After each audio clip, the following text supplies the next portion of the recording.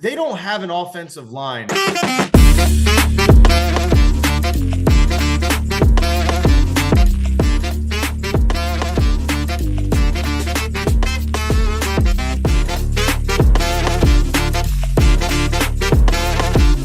Jesse the Body and Squirrel live. Welcome back in, guys. Episode 6,000. I have no idea which one we're on now, but we're gonna get a lot of them uploaded. I've been going through a lot of stuff, so I got a lot of things getting going, doing websites and building stuff. I want you to go check that out. I'm gonna send you that thing after we're on the break about that new website I'm building for this other podcast that's going on. It's pretty cool, called Barguments. Yeah, cool. All right. But yeah, I got so much to talk about with this game last night. I obviously took the win in the pick there because I definitely picked Detroit to win. But man, did I not see at any point in time was it going to be 24-3 ever in my mind? And I had 24-3 ever. So I don't want to take anything away from Green Bay. They did have a decent second half, come back a little bit there. But like me and you talked about, you got to play 4 quarters of football, all 4 of them, every minute, every second. And when you get a team that wants to play 2, or 1 or 3, and the other team plays all 4, that's exactly what happened, But, and in a sense, I mean, I'm going to get your thoughts here, bro, because honestly, you're a big Green Bay fan. I got some pictures to show you from last night's game as Kaylee's sister and her husband were front row 20-yard line at Lambeau last night. I'll have to send those to you on the feed. But go ahead. I really want I want your arguments and your thoughts about last night's game, bro.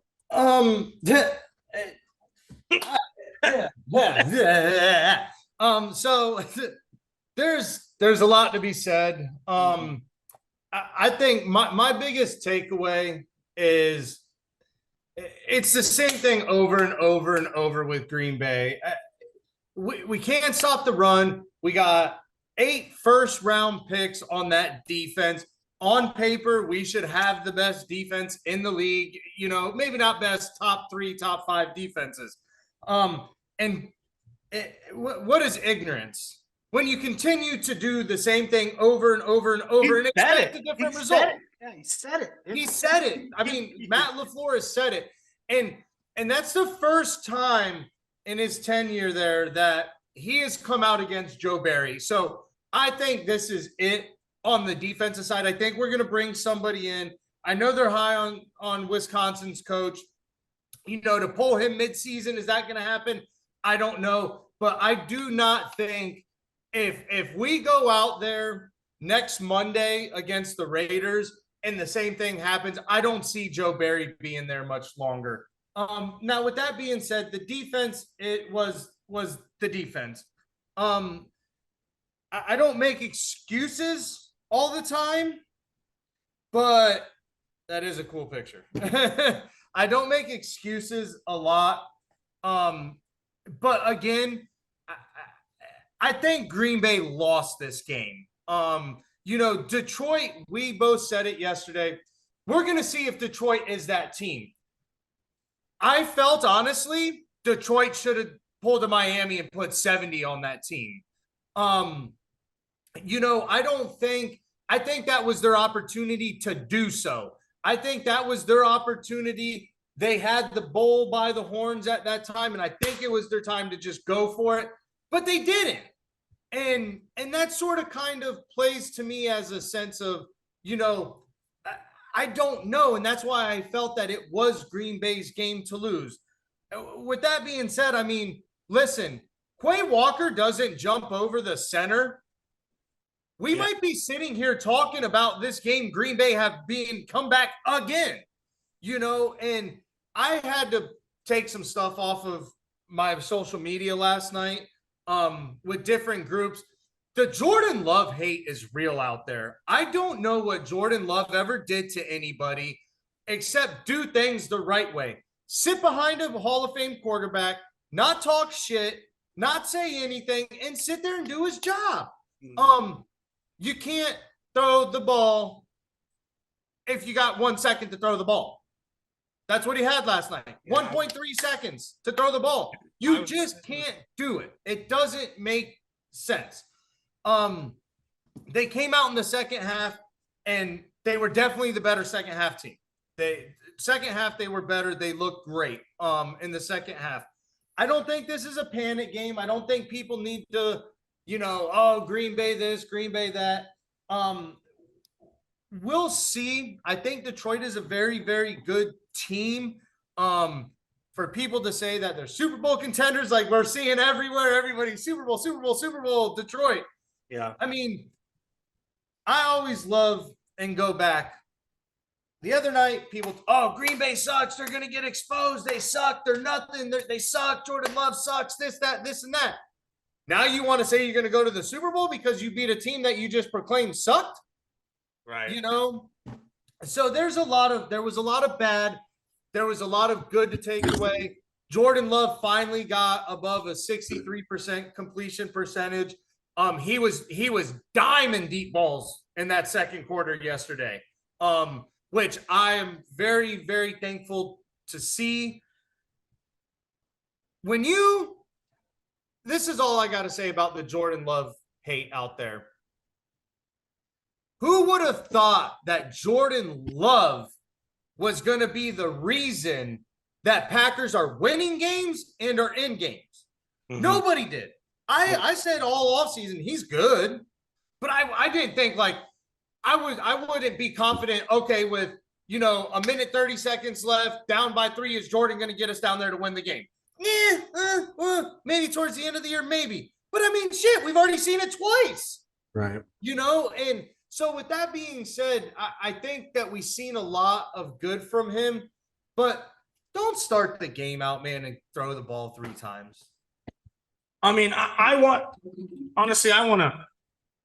was sitting over in my recliner, falling asleep every 5-6 minutes.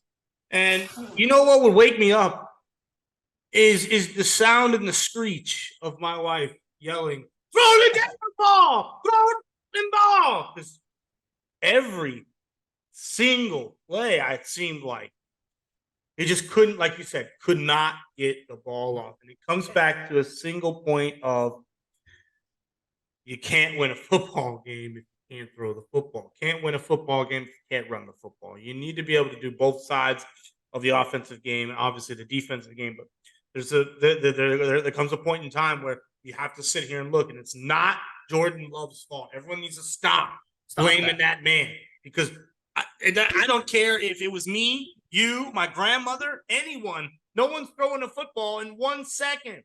Tom's not doing that. I'll tell you what, Tom would have been bitching this morning. Yo, I'm not going out there next week till you get somebody in front of me that helps me to go out. I'll tell you this much. If Aaron Rodgers was still playing for Green Bay, that score would have been 47-12 probably. Because you want to know why? Aaron Rodgers would have been moping, bitching that he's getting sacked every damn play. And what did I tell you? I texted you at half. I said, bro, why don't they just sit here and start throwing these little sharp routes real quick? Just start eating this defense that's killing them apart, and nothing. It's that on it. Yep, it just kept going. It kept going. Well, when you're not afraid of the run because you have no offensive line there to get to the second depth to block a linebacker, you're sitting on everything, and that's what they did. Yeah, they dared. I think Matt LaFleur is a very, very. I mean, you've seen some plays so far this year that are like, whoa, that's crazy. He's a very good play caller, but they dared us to run the ball, and we didn't. And what that equates to for me, Aaron Jones is still hurt. They put Aaron Jones out there for a decoy. The man got the ball 4 times. So that tells me he's still hurt. And when that's the case, man, don't even put him out there. Don't put him out there. I appreciate it's not Jordan Love's fault. Everybody's hating on this kid. Why? I don't know. Let me tell you something. 4 of your starting O-line didn't play in that game. Didn't play. First 2 weeks, Jordan Love had like the most time in the pocket in the NFL. And that goes to show you what first string to second string in the NFL is the difference. Right. And when you can't throw the ball, Jair's out. The other corner, I'm so upset about this shit. I can't even think of his name. But we have 2 of our top corners out. Aaron Jones ain't healthy. 4 of your offensive linemen. The better team won the football game. They should have won. Well, I mean, I think that the better, like you just said, the better football team won last night. And overall, do I think Detroit is a better football team in aspect? Some yes, some no. But last night they were a better football team. They're better put together, and that's why it all came out. I want to ask you a few things from pretty much last night's game, and then that'll kind of push us towards the end of the first seg. Last night, see, I have both of these tight ends, Luke Musgrave and Sam Laporta, in most of some of my leagues, with Dalton Kincaid as well, and then maybe 1 or 2 guys. Those are kind of the guys I've been floating with right now. Has Sam Laporta kind of established himself as one of the younger, better tight ends, more elite tight ends in this league with some of those catches that he had last night? Both of these tight ends are. I mean, and another Luke Musgrave goes down in the first quarter.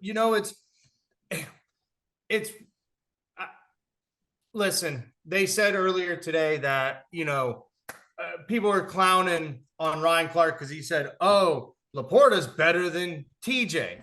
People are like, "What? 3 games in? What? Better than TJ?" Hey, he's cheaper. But I mean, it's crazy that they went from TJ Hawkinson to Sam Laporta. I mean, it's easy when you go to Iowa to take the tight ends, Yeah, and a lot of people, like when Detroit was making these.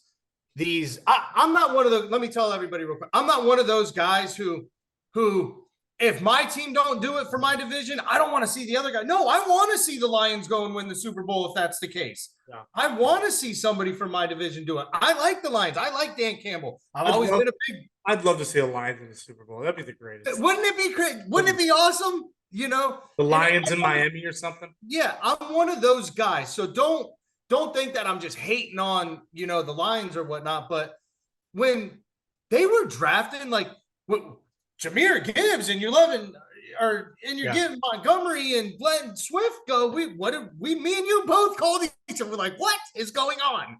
Then you go Sam Laporta, and you're like, what are you doing? Swift's doing great over in Philly, though. And then you go and you get Brian Branch. I think everybody collectively was like, man, Jameson Williams ain't going to be there for a long time. Like, you might want to go get another receiver. You might want to shore up this worst defense in the league last year. Well, I mean, I think the Aiden Hutchinson thing was probably the best thing that happened. Yeah, Brian Branch was the steal of the NFL draft. I think everyone talking all this shit that, the Lions lost that trade between the Rams. Wait a minute. I don't think so. Just wait. Listen, the Rams had an amazing defense, Odell Beckham and 2 other wide receivers, and they had a quarterback that everyone thought was trash because Matt Stafford, can't throw the football? Hang on now. Whoa, let me look around because if I remember correctly, 40,000 yards in the dumpster fire of America in Detroit in 11 years? Come on. That man, they clowning on that dude because that guy is the truth. I watched him play in college long time ago, dude, for Georgia. Matt Stafford can put the ball anywhere he wants. Matt Stafford, and here's the thing though, with that trade, like you said, Jared Goff was sort of kind of the throwaway piece. He got tossed into a dumpster. Now look at him. He was the throwaway piece, and at the end of the day, like you said, man, I mean, is he almost a better quarterback now? I think he was a better quarterback. I think he's a better quarterback. He hasn't had the years. Yeah, That's that, got the pedigree and- because he's been here and he's done it. and I think they would have went to that Super Bowl and won the Super Bowl with Jared Goff. think about this: Jared Goff has never had a Calvin Johnson to throw. Come on. No. Come on. Whatever he's got right now, not even ever going to be close to what Calvin Johnson. Okay, people can say, "Oh, did he have Cooper Kupp? He did, but Cooper Kupp didn't look like he did right now. People forget Jared Goff would have won that Super Bowl, man, if that shit wasn't rigged against Tom Brady. He would have. Man, you're going to tell me that offense that was scoring 38 points a game walked in there and scored 6? Give me a break. Now, didn't score a touchdown? Come on. Aaron Donald didn't get a sack? Come on. And here's tell me this shit isn't rigged. Hang on. Yeah, go ahead. I got 2 more questions for you. Go ahead. All right. And my thing with Detroit is everybody needs to pump the brakes on Detroit. Are they going to probably go to the playoffs? Of course. They're going to go to the playoffs. But this is a team that we still, to me personally, I mean, they play the Panthers. That easy win. That's their next game. Easy win. You got to go and play the Bucks in Tampa.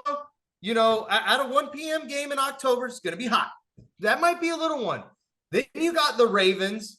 Hey, you might take an L there too. And then you got the Raiders. We don't know what the Raiders are, so that's probably a win. You got the Chargers, probably an L. You know, then you got the Bears. All right, thank you. You got the Bears, but then listen to this run that you got. You got the Packers, then you got to go to the Saints, then to Chicago, then you got to play the Broncos, and then you're at the Vikings, at the Cowboys, and then back to the Vikings. Man, so if they don't win these next 4 or 5 games, or at least 3 out of the next 4 or 5, when you come into that last 7-game stretch, that's a tough one. Yeah. Amazon just wanted to be a part of the podcast. Yeah, I was like, who are you talking to your producer too? I'm over there. All right. Thoughts on Christian Watson? Did have a touchdown, only 2 catches, 25 yards. How does he look? Do you keep him in fantasy? Or, I mean, is he a fantasy starter because he's back? Or do you keep him on your bench? You pump the brakes a little bit. What's your thoughts? This is the thing with fantasy. He was projected at 11. He went 13 or 14 points. He upsided. You want to know what he did to 13? I think it's like 13.75 points in our one. 2 catches, 25 yards, and a touchdown. Doesn't take much, guys. Doesn't take. That's it. I mean, now 13 points is nothing to holler and jump about, but it beats. No. It beats what. Go ahead. But like that plus, so you can the average. I was reading it the other day. The average fantasy winning is like a plus 28 point differential and above. So in our league where we have like 10 players, if each of those 10 players go 3 or 4 over, you're easily getting that plus 24 differential. You don't always need that one guy to go and do, 20, 30 point game. So do you start him if you drafted him in the top couple of rounds? Yeah, it's like when you draft a first round player, you have to start him. You have to get out of him what you want. I probably won't start him until after the bye week. We need this team to get healthy. But man, a Green Bay receiver that is probably not rostered in a shit ton of leagues that you need to go get is Romeo Doubs, man. Yeah. Every week it's 100 yards and a tutty. It's every week he's done it. And got him in everything. I think that's what you see a lot in the NFL. Okay, yeah, Christian Watson, you were out for 4 weeks, so I had to rely on this guy. Well, guess what? Like you just said it perfect. I'm going to rely on this guy until maybe later on in the season. So take it with a little bit of upside and a little bit of downside. He had a bust in this game, or a boom in this game. It wasn't a bust.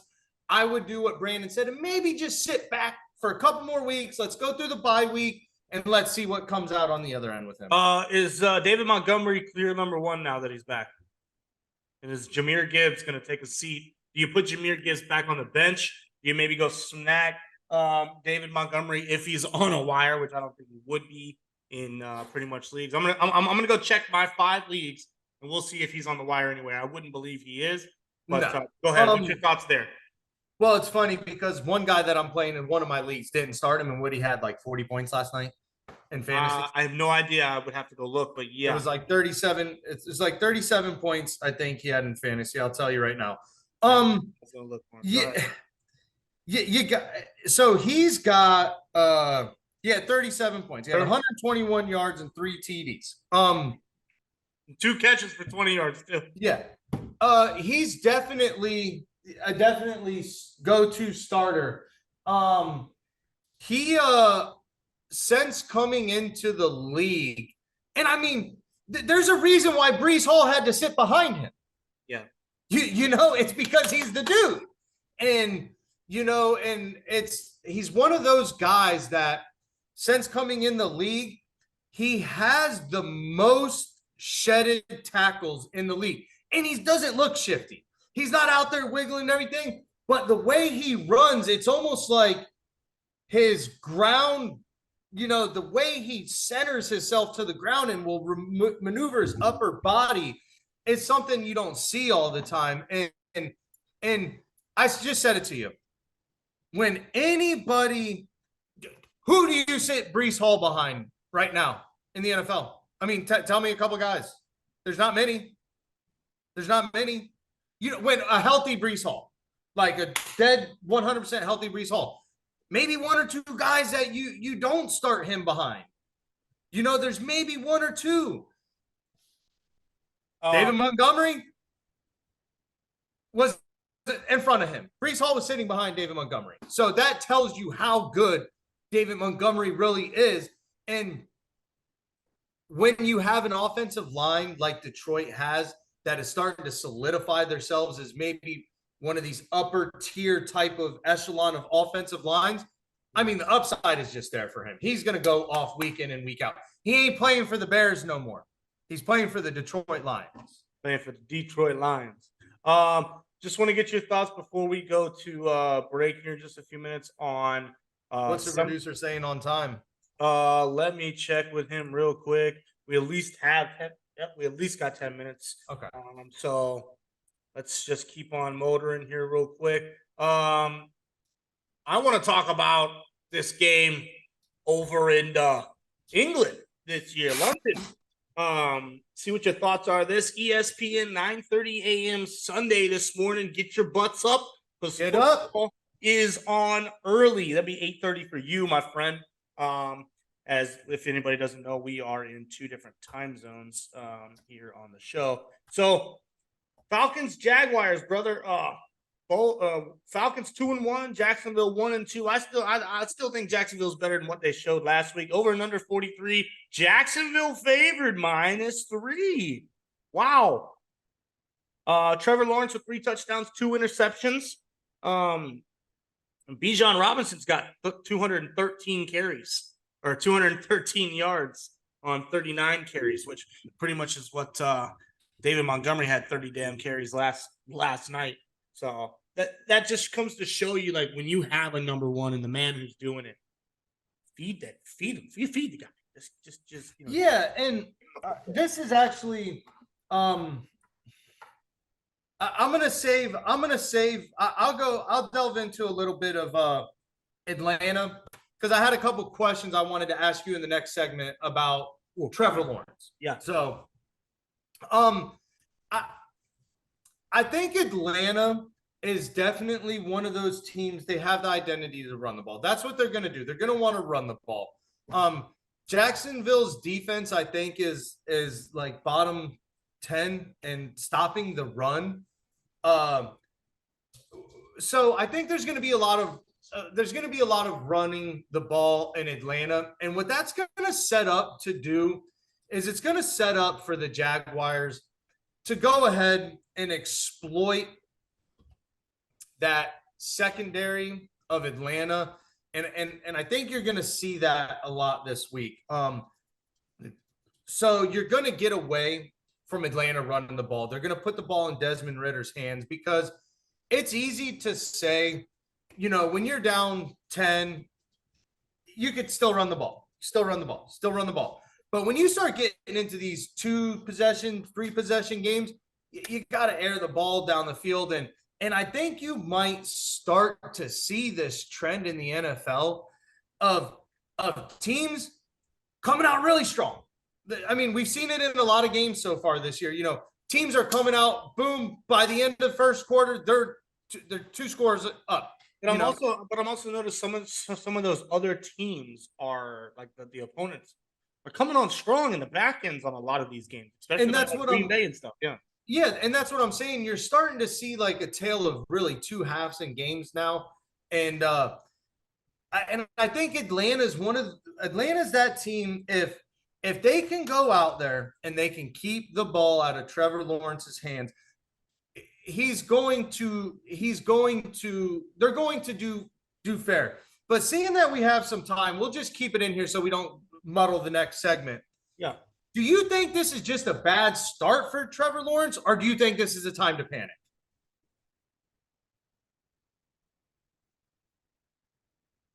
I wouldn't say it's a time to panic at all. I wouldn't say, we're in some trouble. We're in some trouble. Nah, yeah. You played a division opponent. You won, or you beat. You lost to Kansas City and you lost to Houston. You beat Indianapolis first game of the season. We knew that was going to happen. Okay, we knew coming out of the gate, but we stuck with them. It's not like they almost didn't. Yeah, that's what I'm saying. That we stuck with them, and we could have turned that out to a different result. But I think they have an identity with themselves that they have the talent, they have the firepower, and I think they can do it on some teams. Just like they showed, they slowed down Kansas City, but they couldn't slow down Houston. So I think that there's and it's something that I thought that I used to do, and teams that I used to be on used to do. No matter how great your team is, I think a lot of teams stoop down to a level of your opponent. If we notice your opponent's not doing well, we don't really care. We're not playing great, which in turn kind of gives them a little opportunity. And in this kind of league, man, you really have to just be on your game all the time, who you are every day. If you run the football, run the damn football. If you throw the football a lot, throw the damn football. If that's who you are, stop stooping to other people's levels and doing things. You want to know something funny? I had David Montgomery in our Yahoo League, and I didn't start him. Didn't start him. Look at you. Rookie mistake, ladies and gentlemen. Listen to this right here. Rookie mistake. Yeah, but do you start him in a situation over Derrick Henry and Tony Pollard? Who's in your flex? So I have James Conner in my flex. I could have started him over him. Yeah, that's still tough. That's still a tough one. So, anyways, keep going. I mean, I think Trevor Lawrence needs to prove himself this week. You could say prove himself. No, I think he needs to come out, and I think they need to put on a show in London. Yeah, but I mean, I think this game's way more important for Jacksonville than it is Atlanta. Atlanta, I think, has an identity of being young with Desmond Ridder, Bijan, Kyle Pitts. I mean, I think their average age has got to be 24 years old, for Christ's sake. So I think that there's an identity where Atlanta knows that, hey, we're young, we're doing well. I don't think there's a lot of pressure on us. Yeah. To be great, because we still have a lot of growth. I think that Jacksonville, with what Christian Kirk and Calvin Ridley and that Trevor Lawrence being here for three almost 4 years now, you got to get your contract's almost coming around. You need to show us that last year you showed Jacksonville can do it, get to the playoffs and make something about it, but got to keep doing that. One season is not what coaches and GMs look for out of a rookie contract. To be like, we should give him some more. Oh no. And that's where they get in this funk, like, do we go draft a guy? And they get mad. And no, I don't want to play for you. And it's just a cycle that I've seen so many times. I know you've seen it, especially with dumpster fires like Jacksonville was in for a long time. Go ahead. Yeah, I know you got something on your mind. and it's you just alluded to it.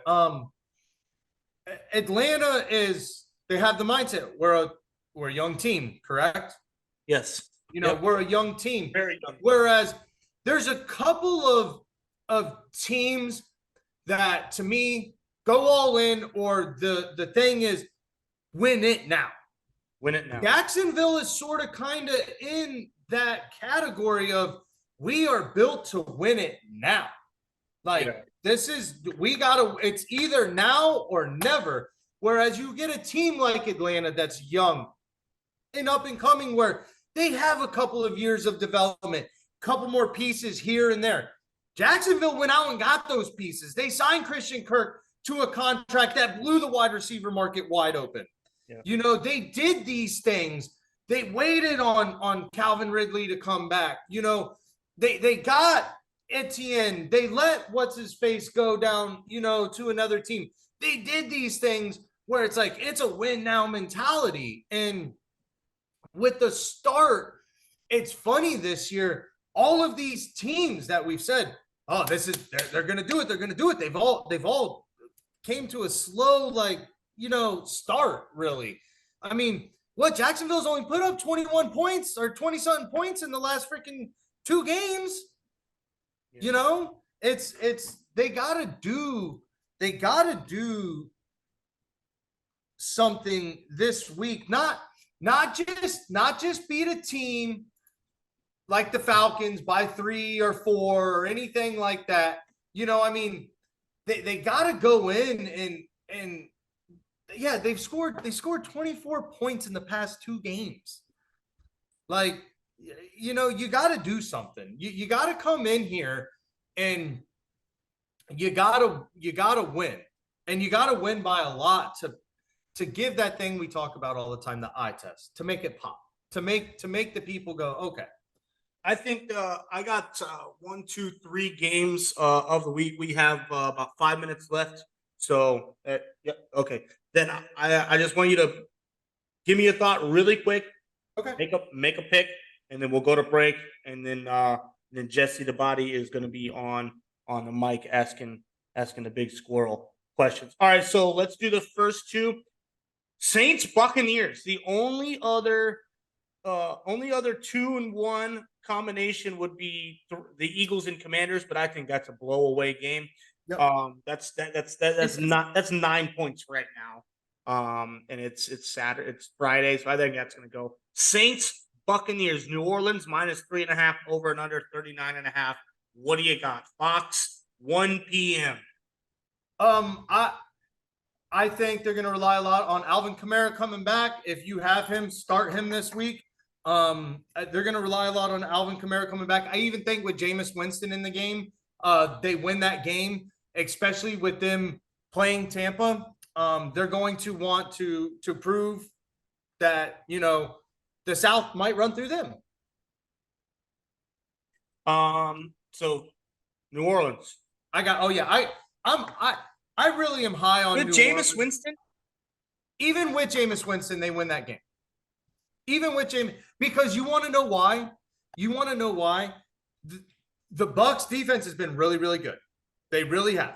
That's why the over and under is only 39. Yeah, they've been really, really good. The Saints offense has not been putting up a lot of points, but they have had no running back. None. Let me rephrase this. No running back. None. Alvin Kamara's coming back. You're going to have to respect that. And, dude, we all know Jameis Winston can push the ball deep. You get a guys like Rashid Shaheed out there who's running, who's a track star. You don't need him to play much. Just give 1 or 2 punt returns and kick returns, man. That's it. So I've been high on the Saints to win the division. Technically they should be undefeated right now. Green Bay got lucky, came back, beat them, but I got the Saints on that one. All right, cool. Quick, let's go. Another big game for this week. Colts Rams. You saying the Rams are going to smack them up. The line is even. Colts are 2-1. Rams should be 2-1. They had a few tough games. Lines even over and under 46. What do you got? The return of Anthony Richardson, I think, this week. I got a couple questions about that next segment for you. I would be cautious on this one. With the over and under on this, I'd be very cautious because I think this is a game that might be very low scoring game. Honestly, the defense. I mean, yes, these teams have put up points and everything, but a lot of people hasn't talked about Indy's defense because they don't play national games. They're under the radar, this and that. When you don't get the eye test from the national media, it's hard. I unfortunately have Rams. Sorry, buddy. By 3. Okay. It's okay. People are wrong. It's fine. I picked Detroit last night. I was not wrong, so I don't think I will be today. Indianapolis, it's going to be close to. It's going to be like you said, I think it's going to be really, really low scoring. 24-21. It's not going to go very far. Maybe even 21-17. It's going to be like you said. Because we've seen the Rams score, put a bunch of points up, but then they'll play a defense, and then they'll put up 17 like we've seen. Cincinnati's got a pretty good defense that every now and again will show up. Did show up one game, put them to bed. So Indianapolis, I got there. You went Rams. I'm going Tampa Bay on the other one, and you went New Orleans. And then the game of the week of the year could be Buffalo and Miami. I think Miami has already really had the game of the year when they played the Chargers, but they've put 70 points on Denver. Where's this one for you? Buffalo -2.5, dog. Over and under 53.5 right now. Highmark Stadium, Orchard Park, CBS, 1 p.m. I'll say one thing real quick. I'm glad this game is being played this time of year. I'm glad it's not being played, in December, January, when it's a snow blizzard and we're not going to be able to see these offenses. When these Miami boys can't handle this. So with that being said, man, I really think Tua gets exposed this week a little bit. I think they've gotten a little confidence. I'm not going to call it cockiness because I love Mike Daniels and I love his story and what he's came through. We're probably different on this one too. I just see the Bills. I just see the Bills being able to handle it. And I think another close game, Bills by 3. Yeah. We'll see you guys on the other side right here. See you in a minute.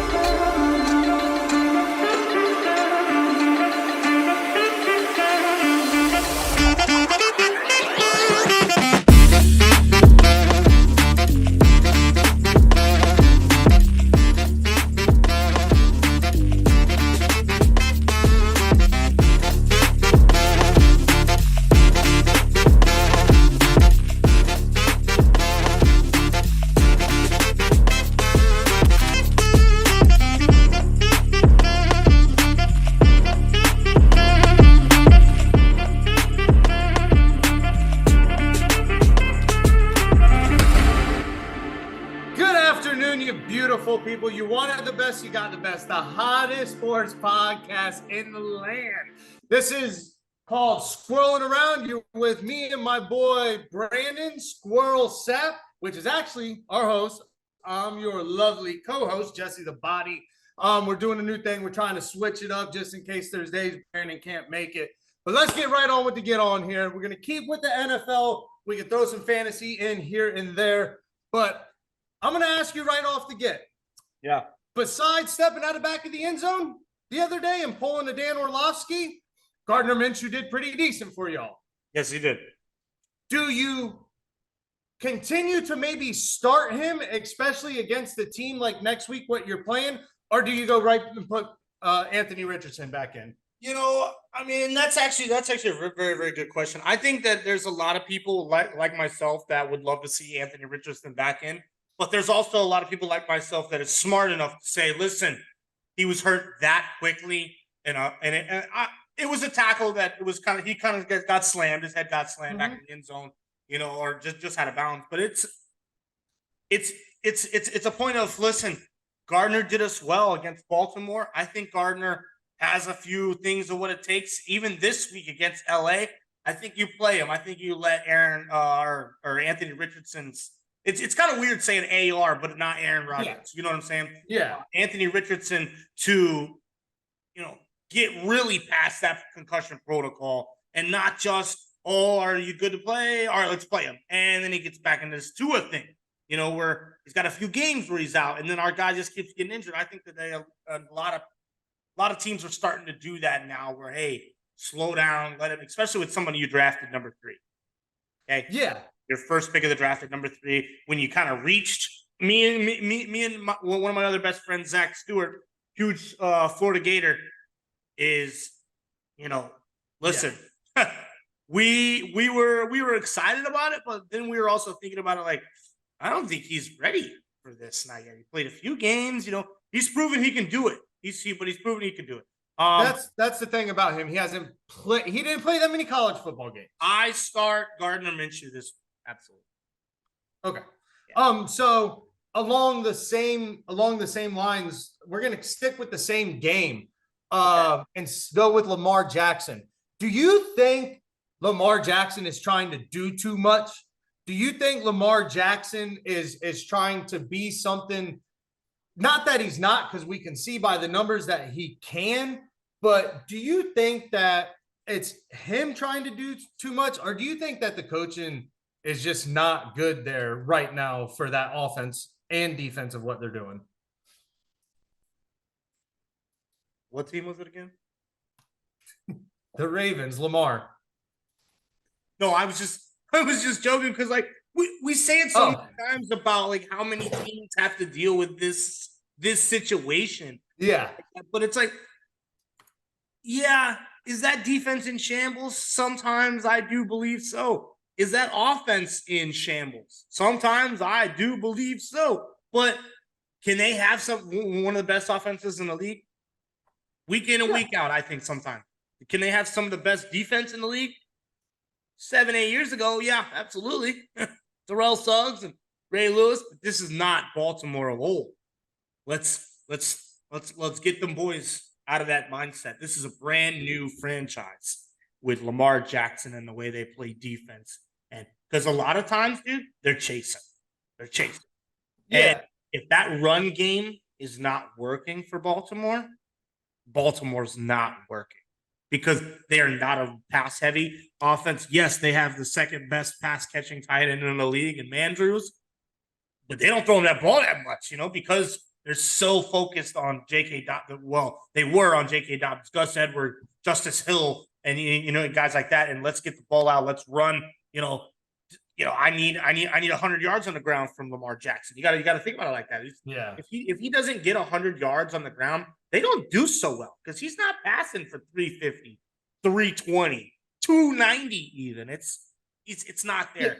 Yeah. Defensive wise, though, to your question, I don't think they can stop I've said it plenty of times. I know, even with a tissue, it's going to keep on keeping on with him. And you could see that even with Indianapolis's mediocre offense was, I think, we're not on the top tier offenses right now. When Anthony Richardson's up there, our offense is way elevated. But when we get, Gardner Minshew, it's a steady, smaller, bing, bing, bing, bing, bing offense. And when you can rush the ball for 130 yards like you did last week. Exactly. And there's not so many explosive plays, I would say, when Gardner's there. But Anthony Richardson gives you that another element. Yeah, my thing, like I keeping on that subject, was Todd Monken a good hire there? I mean, just because what he did in Georgia, and of course he gave Stetson Bennett, runs at Heisman's and national championships, and I get it, but it's like, man, I know you lost your running backs, but to me it seems like you just said they do have an opportunity to be a dangerous weapon in the NFL and a dangerous team, and we really haven't seen it yet. Yeah, for real. So this is going to be a question about a certain group of teams, and then I'm going to sort of kind of have a question about each of those teams and Okay. between it. Okay. So we have Got someone who wants to say hi. we have 3 0-3 teams in the NFL right now. Okay. Even if you don't watch football, if you just became a Taylor Swift fan, you know who one of these teams are because they just put one of these teams on a poster board, and that's Kansas City Chiefs. That's the Bears. We got the Vikings, and we got the Broncos. Wow. 2 teams in your division. 2 teams in my division, trash division. But hey, we got the Super Bowl winners coming. Wow, you got an 0-3, 2 0-3s, a 1-2, and a 3-1 or 2-1, right? 3-1? A 3-1, a 2-2, and 2 0-3s. So without the last 2, we're up there in the divisions of, because the Bills or the Dolphins are going to lose one this week. But anyways, so we got the Bears, the Vikings, and the Broncos. Yeah. Out of those 3 teams, you're probably on the same thing as me. I think the Vikings should not be there. I think they should not be there. I mean, just listen to this real quick. Kirk Cousins, Justin Jefferson, Alexander Madison, TJ Hawkinson, KJ Osborne. I mean, that alone. Addison. That alone. You should have got one win there somewhere. So, there's again that thing with Minnesota. These one score games that they keep. Last year they were on the winning side of a bunch of them. That's not happening now, and you see that when you have games that are so close, and your defenses are keeping you in it, and your offenses are keeping you in it, and 1 or 2 things goes wrong because Kirk Cousins is not the main man to get it done. He's just not the main. He's just not prime time. It's just not his thing. Under the lights, it's not his thing. When he plays a game that's not on TV, nobody's there, he'll win. You put him on Thursday night at 8:30, he's like, what's going on here? Right. We got to play football out here. It's kind of bright. It's a pressure thing with him, honestly. Yeah. But, so that's like you're talking about them, and a little question that I'll throw about the Vikings in there. They play the Panthers actually this week, and I forgot the Panthers are undefeated too, so we have 4 of them. So both of them teams play. Say that Vikings do go out there and they lose this game. Is it time for them to try to get something for Kirk Cousins? Just real quick. Forgive me, but no, not yet. No, not yet. I mean, give it till the end of the year. No, a team that started 0-4 has never went to the playoffs. That's fine. That's fine, dude. They're not there. They're not there. It doesn't matter. It's not like, me as like a coach, me sitting back, expressing this situation. I'd be like, okay, listen, we're not Super Bowl contenders. Doesn't seem like we're even playoff contenders. Let's get ourselves together, win a few games this year, find our identity and what's working for us, what's good. Because look, there's another year. There's 5 more years. There's 10 more years. There's going to be players that are going to be here. There's going to be players that aren't. But me as a football coach, knowing my tenure is probably going to be up here soon. I understand. I get it. If you go 0-5, man, you're going to get fired, dude. If you hit the trade deadline, you ain't got a damn win. You're going to be fired, my brother. It's gonna happen, and especially if you don't really have much to, be upset with yourself, be upset with the team about, because it's there. The talent is in Minnesota. I said it way before we started the season. I went Detroit, Minnesota, Green Bay, Chicago. I know they had it, but it's like they don't got it every week. And if Kirk Cousins is the reason that Minnesota is hanging in games, they ain't gonna be winning much. And you said something real quick that I want to touch on before we go on to the next thing that I really like. And everybody's, even me, is like, not give up on Kirk Cousins because he's not the problem. But to what can we get for him? And then do we tank and we get that? But man, it almost might be a situation, like you said it perfect, where So if you do continue to lose these games by a point or two or three throughout the year, and you do F around and find out that, oh man, I might be in the top, a Drake May, a Shador Sanders, a Caleb Williams, and then have Kirk Cousins there one more year, sign him to a pretty good 1 year contract, and let one of these young guys learn behind a very good Kirk Cousins. I mean, can you just like your point? Because I know I mentioned that same thing earlier. What? Yeah. What's the why are you mad at Kirk Cousins? He's second in the league in yards, touchdowns, all this other stuff, completion percentages. It's not that, man. You got to. There's two sides of the football. People. Well, teams nowadays abandon, and you know that happens. I get it, and it's bullshit. Absolutely, it is. Me as a coach, I'd be way different. You like turn this around. Wait a minute. That man is making completions. He's giving you opportunities. Y'all not stopping the football. Just you can't expect a quarterback to make every possession a point. A touchdown. Yeah, no. You cannot, dude. I mean, how many possessions last night did Green Bay score? 3? 1, 2, 3, 20. I think 20 points. That had to be what?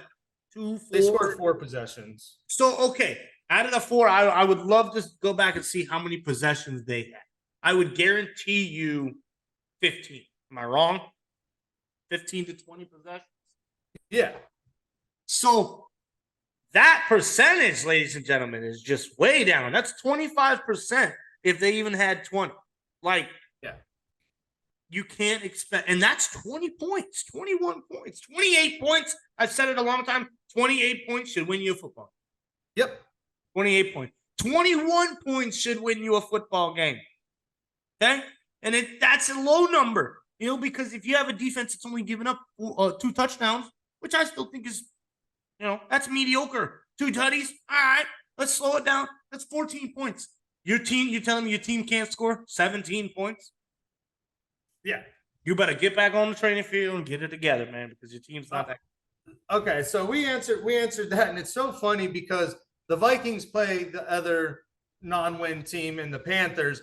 I don't think there's much to say at the Panthers. I think they're the ones that are the least comfortable in this situation because they have nothing to lose. They know that this is a whole new rebuild. Everybody's young, so we're not even going to really delve into them. But the other 2 teams that have no wins, the Bears and the Broncos, play each other this week as well. That people make jokes. They need to flex this game to the Wednesday night at 2 a.m. Yeah. And so out of those 2 teams, which one is the most disappointing to you?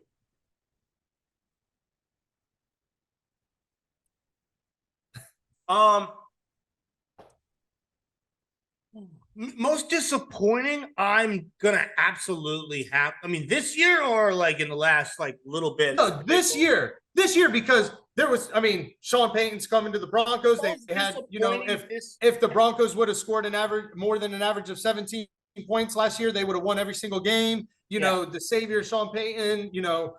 I would say Russell Wilson looks. The most disappointing right now this year's got to be Chicago. They're not doing really anything. They can't put up yards. Another team that at the beginning of the year, we're talking Justin Fields MVP. They got DJ Moore. They got these boys. Yeah. Okay. Yeah. A lot of praise for a quarterback that I don't think needs praise. Listen, there's CJ Stroud's the best, other than Anthony Richardson. We're just gonna wait here, but CJ Stroud looks like the best rookie so far coming out. Bryce Young ain't done a damn thing. Okay. And talking about CJ Stroud, I'm talking about Ohio State. That's what I'm going back to. And I always say that. I don't trust a damn thing that comes from Ohio State. Not one thing.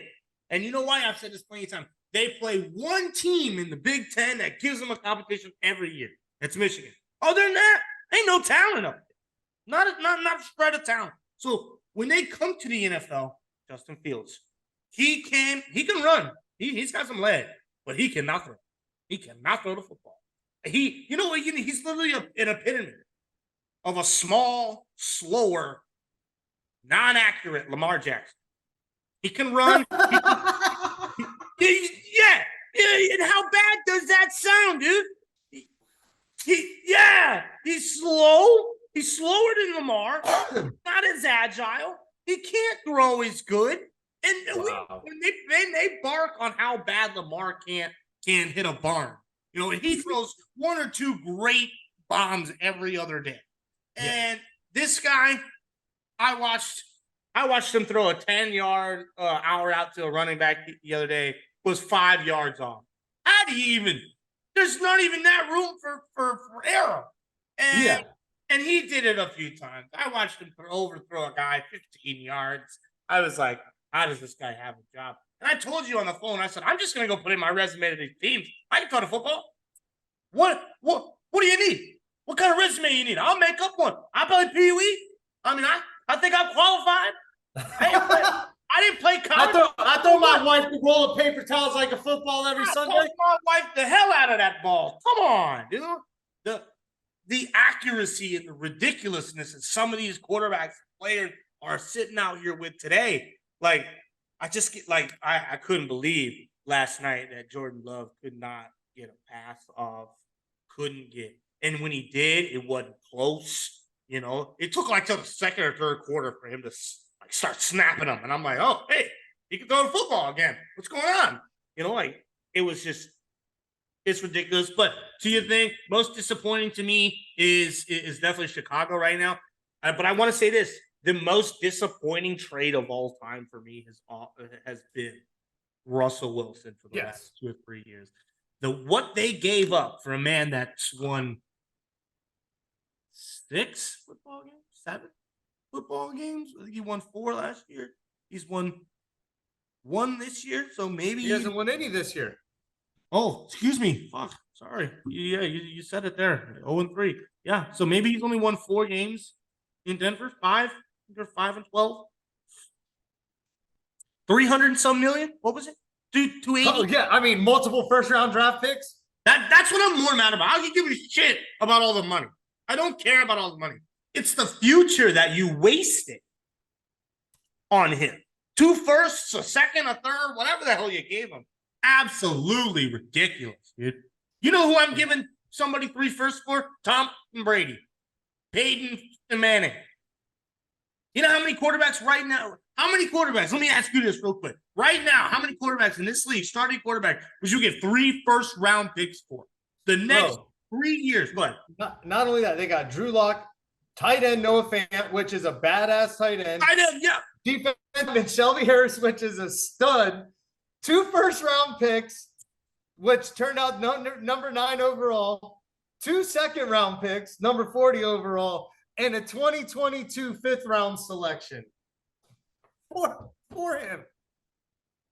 4 men, 4 grown men. 4 grown men. And 4 fucking picks. 5 picks. Worst trade in history. Yeah, where's your insurance policy for that one? Sir, can I trade this back in? Can y'all take him back to Seattle, please? And listen, and I think Seattle is so much better off without him, dude. All right, so I was thinking you would go with the Chicago being, the upset. I think me and you have agreed enough and came to the conclusion Russell Wilson once was on a Hall of Fame career path. Maybe not now. I think Russell in Denver is going to beat Chicago. And oh yeah. And he's played, and Russell Wilson has played a lot better this year. Yeah. But going with Chicago and how disappointing it is and how I think we both know that. What, in your opinion, fixes Chicago? Not fixes Justin Fields, not fixes the offense. I mean, what fixes that franchise? Because to me, it seems like they've walked away from that. Even though they knew they were going to lose, they still went out there with pride. They still fought hard. Now it just seems like they don't have that in them anymore. So what fixes Chicago, and does somebody like a John Harbaugh fix Chicago? John Harbaugh coming to fix Chicago. I don't think that's what you need. I think you need someone in the organization that knows how crappy the organization has been, that wants to change that organization. I think it's someone hometown, homegrown that's in there that loves the Bears, that is tired of the Bears being the Bears and the shit storm that they've been. And as to what that man and whoever that person could be would be able to do. It's not get rid of Justin Fields. That is not your issue. You need to learn how to draft. Simple. It's very hard, but it's a simple answer. You need to learn how to draft. You need to learn how to make trades. You don't go and make a trade, 3rd round pick for Chase Claypool, and then you go in the same breath, you go get a 2nd rounder for DJ Moore. What are you doing? Why didn't you use those picks for some offensive line, for something, for some defense? Look what Detroit did. Look what a few of these teams did. They built defenses, and then they just used. Listen, there's offensive talent all over the place. All over the place. I think it is so much harder to build a solid defense to stop teams than it is to put up 35 points to win football. I don't think that's a problem at all. Really. I mean, how many teams this year have not put up 25 points? Everyone. I think everyone has at least eclipsed 25 points. And like I've said, that is plenty enough to win a football game. But if you go and you look at how many teams have let under 21 points or less, that list is a lot small because there's no defense, dude. There's none in this league anymore. And if you have a good one, boy, like San Francisco, you ain't scoring 30 points on San Francisco. You ain't doing it unless you're a Miami or somebody with a high-flying, high-powered offense, and you might get 30. You know what I mean? But that's the kind of thing that I have always prided myself in kind of pushing towards is draft better. Shit, that's fantasy too. You need to look, research, send guys everywhere. Find the guys. I don't care if he gets a DUI, dude. Okay, so what? Don't pass. You know why everybody passed up Carter? Jalen Carter? Yeah, Jalen Carter, because you got a DUI? Yeah, your dude's a baller, bro. You guys are idiots, man. That dude is idiots. He's an absolute monster on the best. Yeah, and that was a defining moment in his life that changed his life for the better. And he's an absolute monster, dude. He's like, you know what? I will do good. All those top 5 guys are like, yeah, no, you're not. We don't think so. We're not wasting that. Philly goes, oh, you felt us? Sure. Can we give him a call? Yeah. Jalen Carter. You mean a tackle from Georgia, the Nationals? Hey, buddy. You want to come work? Like that, dude, that phone call had to be 4 seconds. Sure, no problem. Bang. Yeah. I mean, that was it, dude. And when they went and got Nakobe Dean, they got half of the Georgia Bulldogs defense. It's like, man. And I thought in my mind, I was talking to you, I was like, bro, that is so smart. Like these guys, like this is ridiculous. Like it's easy when it just falls in your lap, dude, right there. And then literally the whole next round, they went and got Nakobe Dean. I'm like, they're just drafting the whole national title defense, bro. Like, these boys have played with each other for years. They know each other. Yep. That's smart drafting. Yeah. No, did they need some other pieces? Yeah, well, we can get them. We can develop that. We got pure fucking raw talent right here. I can teach a big white dude to block left and right. Don't worry about that. I was like, I got chemistry here. That's something that's hard to find. That's good thinking. That's why Joe Burrow was like, "Hey, go get my dude. Go get him. I don't care what. I don't care about an offensive line. We can figure that out. Go, Trevor Lawrence. Go get my man. Go get my man. I want him from Clemson. Yep, go get him, please. And look, they're a dominant force, man. It's people like that. Friends play well with friends, dude. Yeah. And sometimes you listen to them. Sometimes you're like, yeah, they don't really care about your friend. It's like, okay, I guess we're gonna go down the shithole then. No problem. Yeah. You know, I got my $6 million this year, buddy. I don't care. You're the one calling the plays. You know, and I think a lot of them go through that feeling and that stress. Like, you know, are you gonna go get my guy? Are you gonna help me out here? And like for years, Aaron Rodgers, I can feel his stress. Hey, can you give me some help? Hey, can you give me some help? They keep passing up top talent, passing it through the draft. Then they go to get a defensive tackle, and we're like, what's going on in the room? It's like nobody knows, dude. Nobody has a clue because I don't think they have a clue what they're doing. And yeah, well, when you come from, every team's got an identity, and with Green Bay, their identity is we develop skill position players, and they're the best at it. And I mean, it goes to show, you take, guys like Devontae Adams and Jordy Nelson who get drafted in the late 7th and 8th rounds, and it's like, but I think you alluded to so much stuff. You broke it down perfect. I mean, it was beautiful about, all the way from drafting to play. Me and you are on different. I did put money on Justin Fields to win MVP this year, but it was you knew what the reason was for, and it was the jinx. The division, and it looks like it's working so far. I put that voodoo in them, boy. They love your money, buddy. Yeah. So like I said, I mean, it's one of those situations that it needs to be fixed all around. I think Justin Fields is garbage. I definitely don't think he'll be there next year. They probably might trade him before the deadline. And to me, I do see a big, big change coming in that organization. But we have about 10 minutes left, so we'll knock these ones out real quick because there's not a lot of negative to talk about. And the other ones, there were a lot of negative to talk about. We got 3-3-0 teams with Miami, the Eagles, and San Francisco. So you got Philly, Miami, and San Francisco. Out of those 3 teams, which one impresses you the most, and which one is highly suspect? Sorry, I was answering my pregnant wife. My fault. Highly suspect. That's kind of tough, dude. I mean, because those three teams, correct? I'm not missing one. Yeah.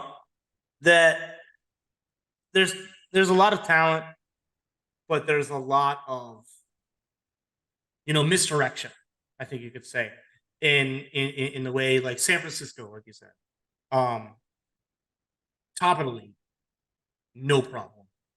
Don't see them falling. Don't see them flurrying. I'm talking full 14-3. That's 17 game season, 14-3. If they do lose a game, it's gonna be,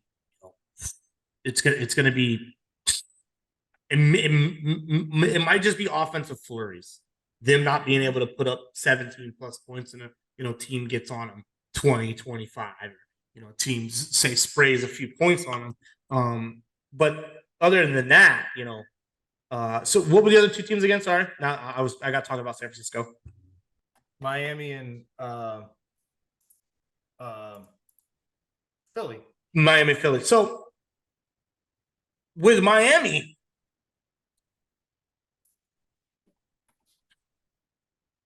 defense is gonna kill.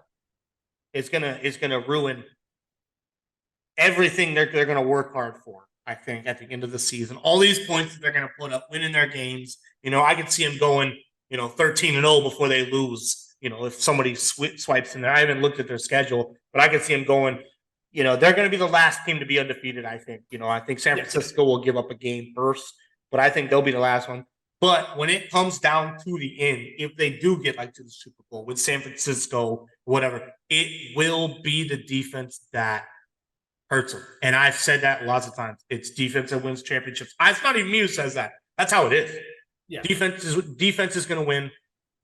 They're going to flurry a lot. They're going to flush. They're going to kill. They're going to maim. They're going to murder every defense that comes along until they find the one that flushes them down, and they can't get past that. And they better hope that that's not the one in the playoffs, or they better hope that's week 17 where they just missed it, and they get some turds throughout the playoff.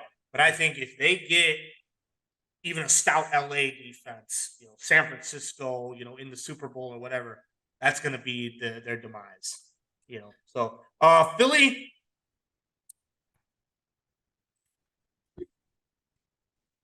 Perfect for right now. I think they're doing very, very good. I think Jalen needs to use his wide receivers more. I think he needs to flurry the ball more. I mean, honestly, dude, I got DeAndre Swift in 8 of the 9. Keep running him, brother. Keep, especially this week against is it Washington? Keep running him, please, brother. Keep destroy him. I'm telling you. Give him the ball 25 times, please, at least. But from the moving on, I think he needs to spread that ball out. Dallas Goedert needs to get more work. He's a great tight end. He's got to push through.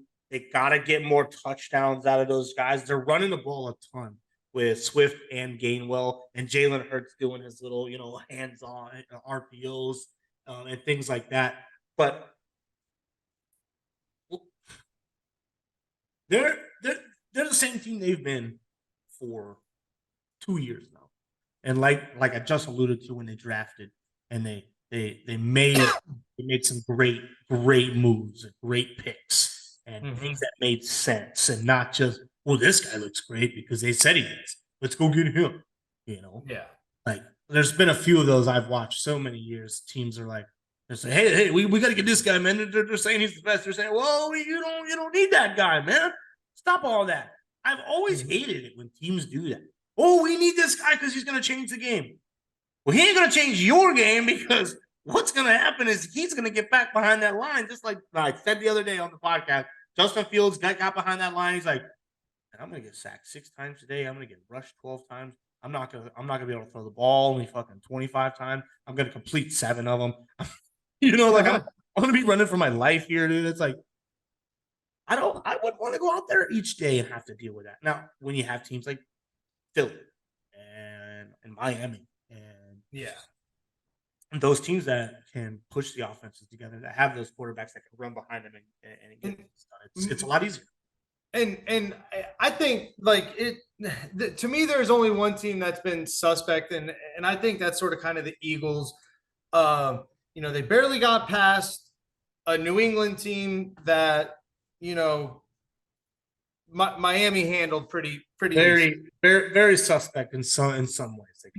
And then they get toe to toe with Minnesota, and it's one of those things where if it wasn't for DeAndre Swift, it would have been really bad. So they're the only team that looks like a little bit suspect to me. But out of those 3 teams, I think that if Miami wins this weekend against the Bills, I think that they can go on a little bit of run until they face the Eagles in week 7. And the Eagles very well have an easy strength. So, man, we might see a good, 7-0, week 7 come to us would be nice, I mean, two 7-0s would be sweet. Yeah. Be so sweet. So sweet. But yeah, we picked those. I picked Miami by 3. Yeah, Miami this week. I got Philly this week, and I got can't miss them. Anything in fantasy for those 3 teams, guys. You better play them. It's going to be good. Yep, that's going to be.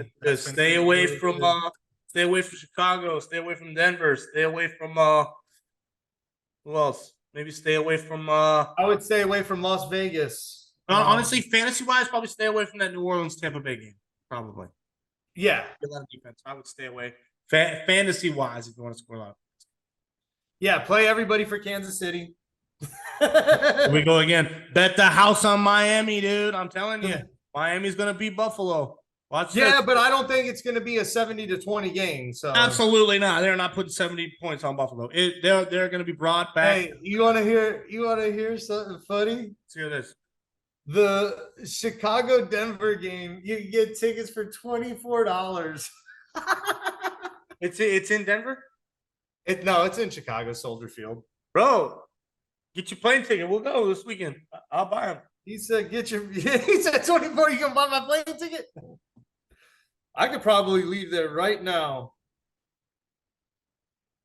Probably. But we got 1 minute left, man. I appreciate you guys today. We switched the rolls up a little on you at the end. I hope you enjoyed the show. We will holler at you come Monday about everything. Until then, be easy, lemon squeezy. Yes, sir. See you guys. Love y'all. Pew, pew.